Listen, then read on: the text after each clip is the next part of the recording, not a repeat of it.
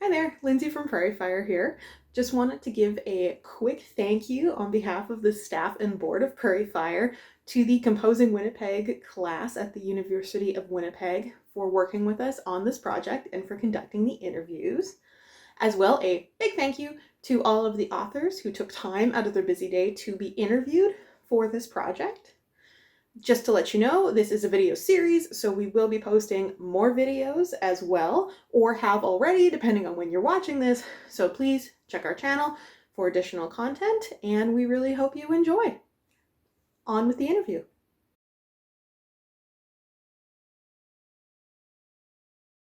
Okay, so maybe we can just start off by you introducing yourself, maybe, and just a little bit about your work. I'm Margaret Sweatman. I write fiction and lyrics and poetry and theater, write for theater.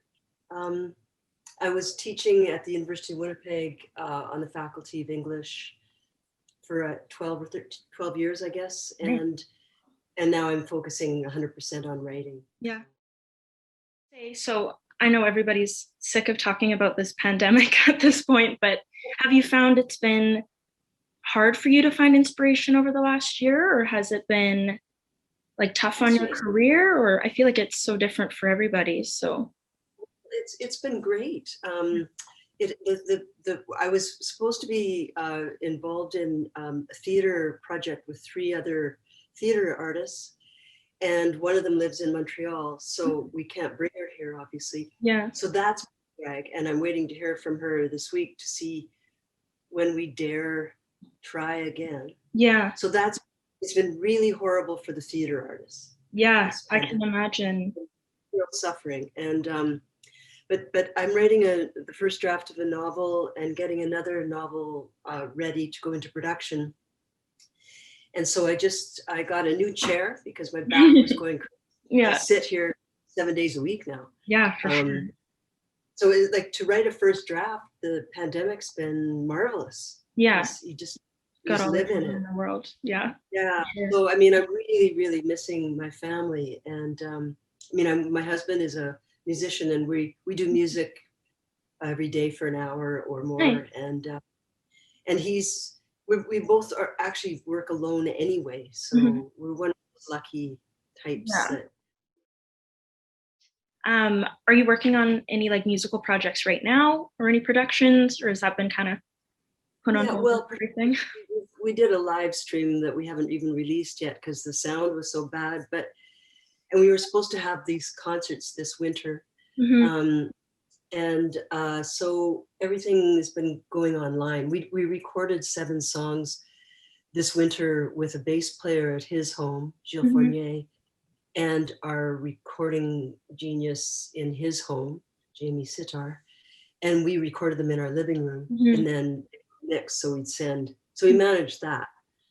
And Yeah. then this weekend, my husband is asking me if I've got some material that we might start developing into some new lyrics. Yeah. So yeah, it's ongoing. Like Yeah. I've been really focused on this novel, but every now and then he just asked me to go through my journal and draw fragments Mhm. that we might develop into a song lyric. So Hmm. we'll do that again. Yeah. What would you say?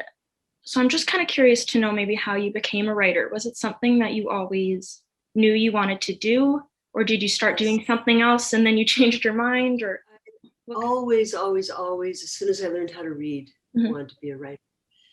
My grandmother was a novelist and a playwright, and Mhm. there were a lot of books in our home, and Mhm.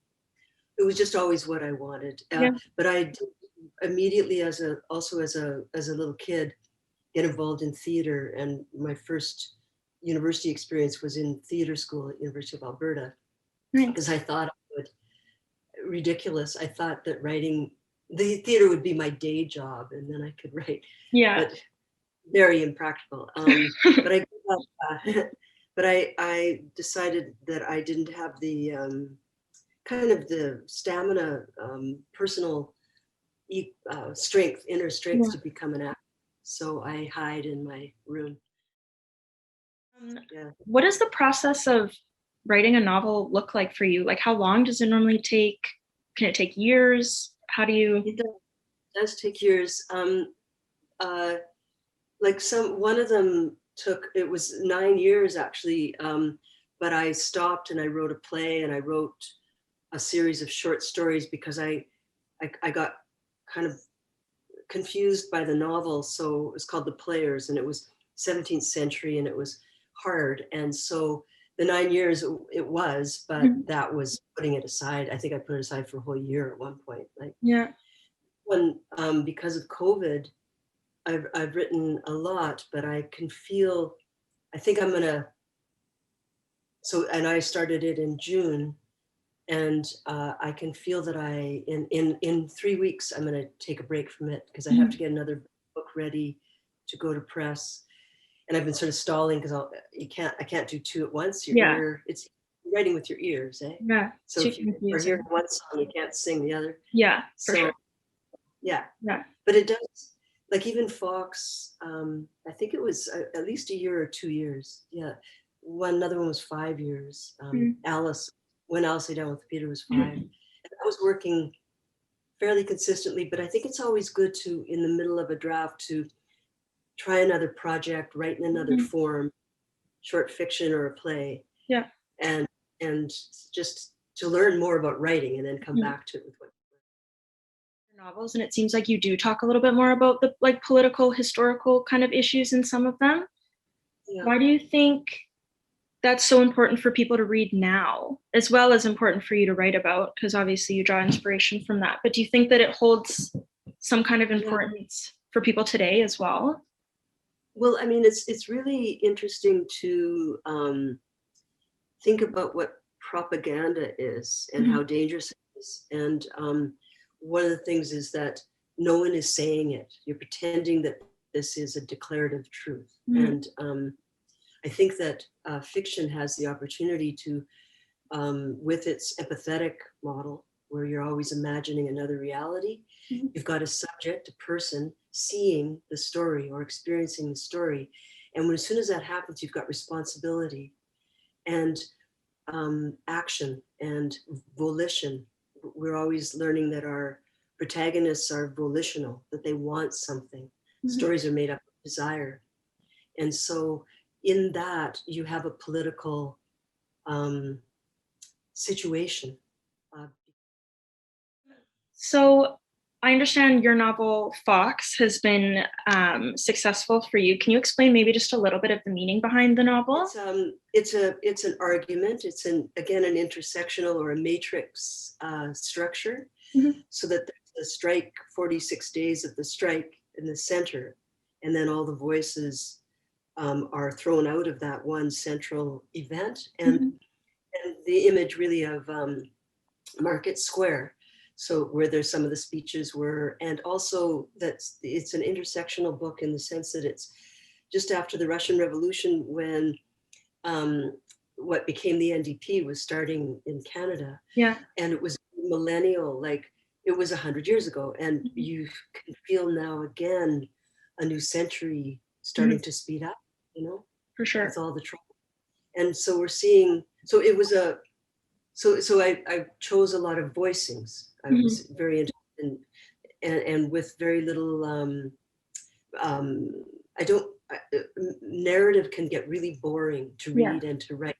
They have to walk across a room and then you have to know where they're going and all this stuff is boring. So I liked escaping that, again, escape into a fragment. Yeah. So it's very fragmented, yeah. If you ever draw like setting or location for your novels from Winnipeg, or if you often try and look for outside places that are maybe a little bit more interesting. Well, my first novel was based on the 1919 general strike in Winnipeg, so it was very much here. And I just moved back to Winnipeg from Vancouver, and I was very glad to be in Winnipeg because I felt like it was all at ground level. Mountains were very beautiful in Vancouver, but they're over there and they're up. Yeah. And so I really liked coming back to Winnipeg, and I felt like we were in a very community-based intersection I started working with musicians right away, and dancers and theater artists.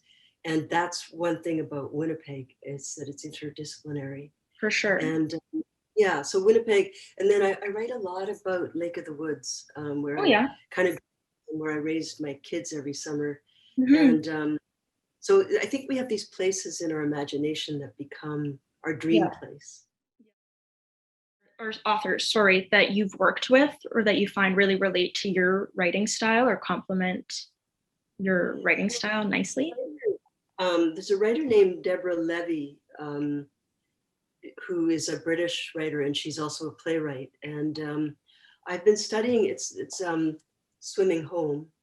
Okay. And I read this book, I've read this book hundreds of times. In like read through it several times, but then I go back into it to see what the heck she's doing, because it looks so simple. It's short. Yeah.